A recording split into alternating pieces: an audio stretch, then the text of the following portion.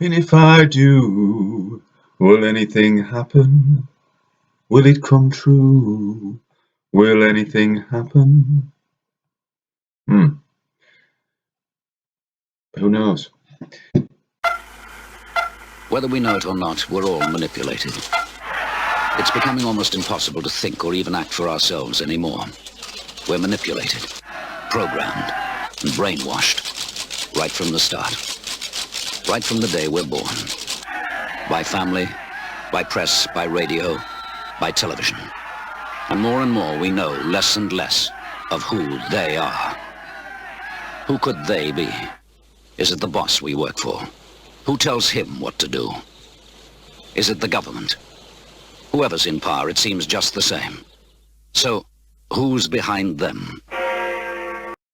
So, think critically. That's what all this is about, really. That's what self-discovery is all about, too.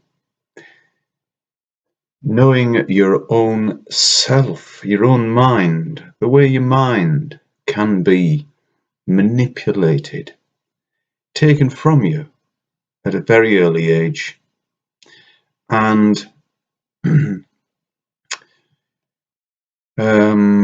massaged as if they had total control of your thoughts, but maybe not total control.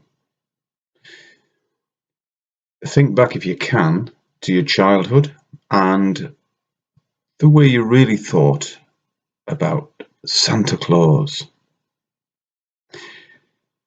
Now, I can only speak for myself, of course, but as a child, and I know I was before I was 7 years old because I can remember where I was at the time, lying in bed thinking that Santa Claus must be magic, because I knew that this character could not deliver all the presents to all those children in one night all over the earth. It's very obvious that that could not take place if the fella was a human. So he must be a magical person. And so magic, to me, existed. It was a real thing. How else could Santa possibly do that job? And I was thinking for myself, okay, the Santa Claus character had been put into my mind by others. That happens all the time. The programming that we suffer is not simply an authority from outside the family who's giving us these ideas. It's within the family because they had the same programming. So they're going to, because of culture, they're going to pass it on to their children and totally mess their minds up. Or not. Because if you can actually think for yourself and think your way out of it, and then doubt whether this character, Santa Claus, actually exists. So I did doubt. And then, you know what it's like. The older child at school asked if I still believed. And, of course, yeah. And so when he laughed, I thought, hang on a minute. So that night, that evening after school, I challenged my dad, actually, it was my dad. And when I asked him, does Father Christmas really exist? The smile that came on his face said it all. It said it all to me. My dad could not play poker. I don't think he ever did, but if he did, he would be useless if you knew how to read his face, which I did by then. So this kind of wicked smile came over his face, like, oh dear, he's found out, what am I going to do? Sort of smile. Now, I loved my dad, because he was such a great fella. Anyway, he was funny, he was cheeky, he was just everything that you could want as a child from your dad in the circumstances that we found ourselves in as a family. He didn't fly in his helicopter. I didn't expect that. I knew that wasn't reality. But in the circumstances that we were in, he was a great dad. So when his face displayed what it did display, I knew that he and my mother and my grandparents and my sister, if she knew, which she did, had all been lying to me. Now that is a terrible feeling for a young boy. It undermines your whole existence, the foundation that you based life upon, your existence upon. The magic has suddenly gone. But not that so much. That really didn't bother me. The fact that Santa was a real thing or not was really neither here nor there after thinking about it for a while.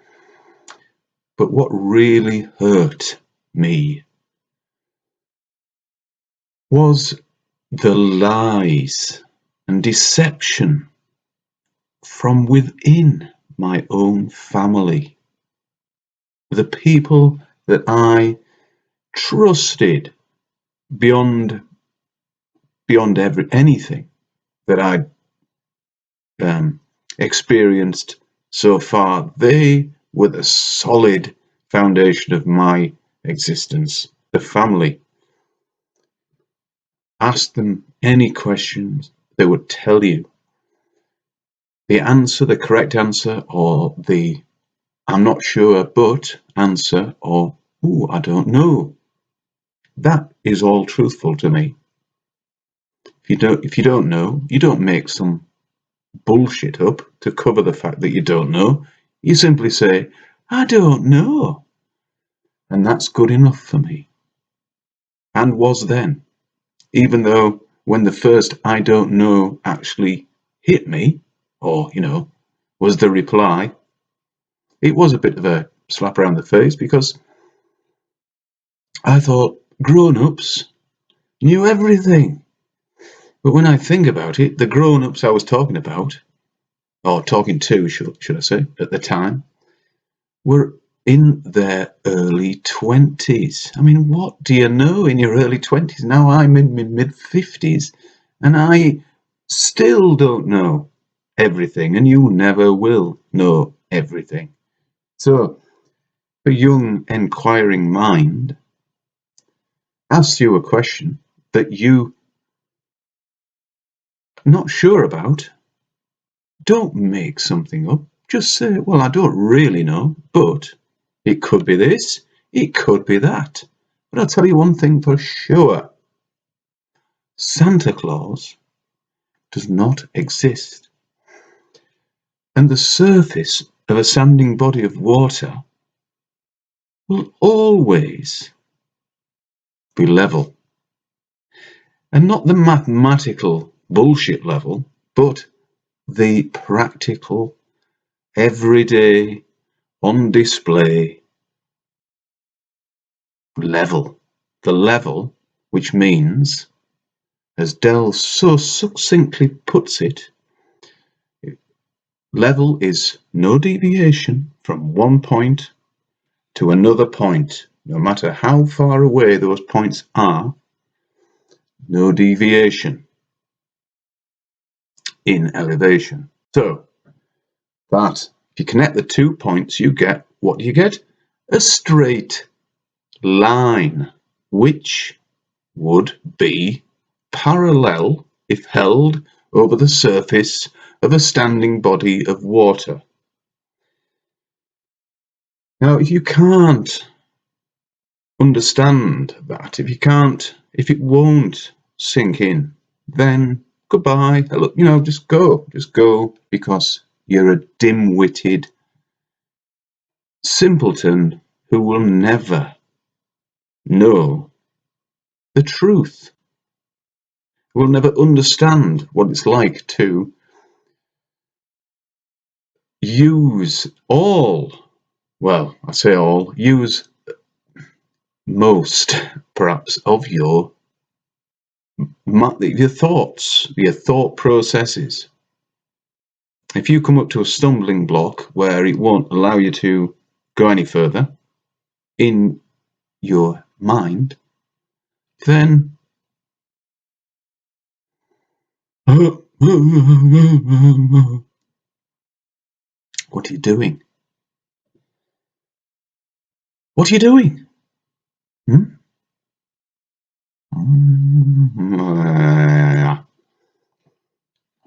So, programming.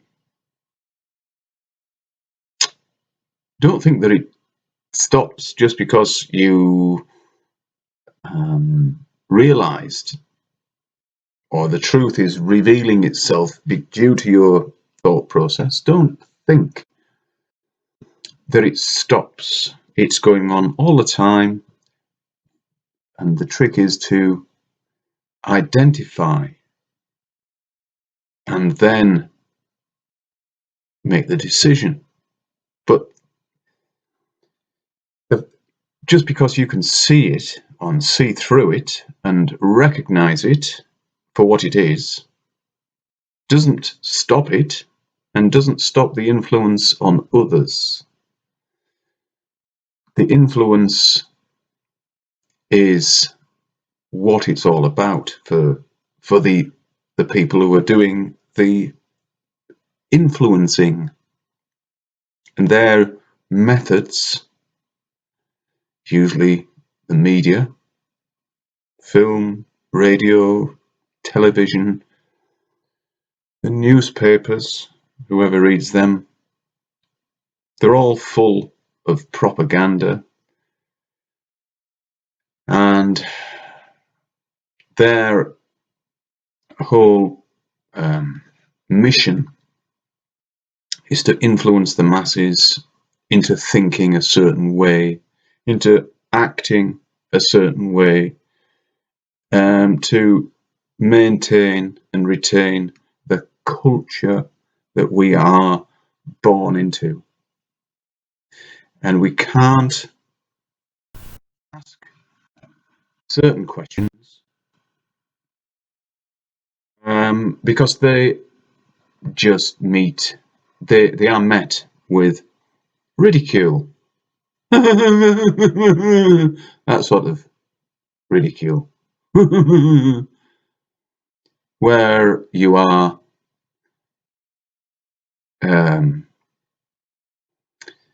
thought to be a moron if you ask certain questions, like why doesn't the water simply fall off the spinning ball earth?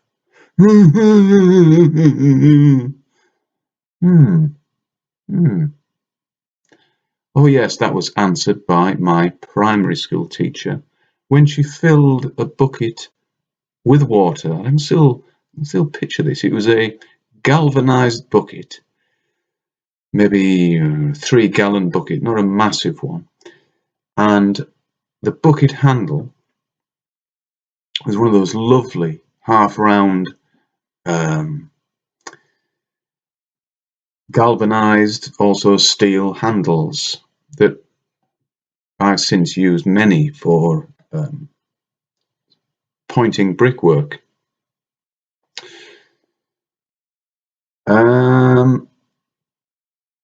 They work better than the actual tool that is provided. Anyway, I hope maybe you had this experience and thought for a minute about it. But of course, you filled the bucket with water, maybe, and then started doing this motion with it. So, of course, the water stayed in the bucket due to centrifugal force. But my thoughts were, hang on the Earth, the water is not inside a bucket, and the outside surface is not a bucket bottom. It is water without a barrier. And as it spins, the pressure that's acting on the bottom of the bucket is the water trying to escape due to the centrifugal force. So remove the bottom of the bucket and then see what happens. But of course, anybody who asked that question would be laughed at, and that's at that stage in life you didn't want that sort of attention, because it would carry on into the playground perhaps, and maybe for days, weeks, even years later, that you would be known as this person who went.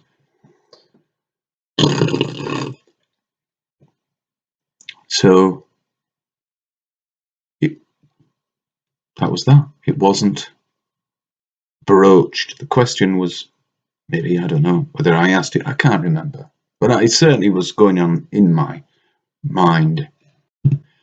Maybe somebody else asked the question, maybe another thinking person at the time, maybe, I can't remember. Anyway, the human race is fucked anyway, because all you have to do is witness the headless turkey effect of the media saying there's a virus out there and it's gonna get you. You're all going to die! Don't you realize? Can't you see? You're all going to die! We're all going to die. Well, yeah, we're all going to die, that's for sure. But it doesn't have to be dramatic. It doesn't have to be dramatically announced. And it doesn't have to be of a fake virus. We're not going to die of a fake virus. We're going to die of possibly the flu due to our circumstances, which maybe we have some underlying health issues that makes it quite unlikely that we would survive the flu, which is not a virus, by the way. Look into it. I'm not going to sit here and explain it to you, because you would not believe me, and I wouldn't expect you to. So do your own research. That's what it's all about. The conclusions you come to may not be the same as mine, and that's fair enough also. But engage and then think. Okay.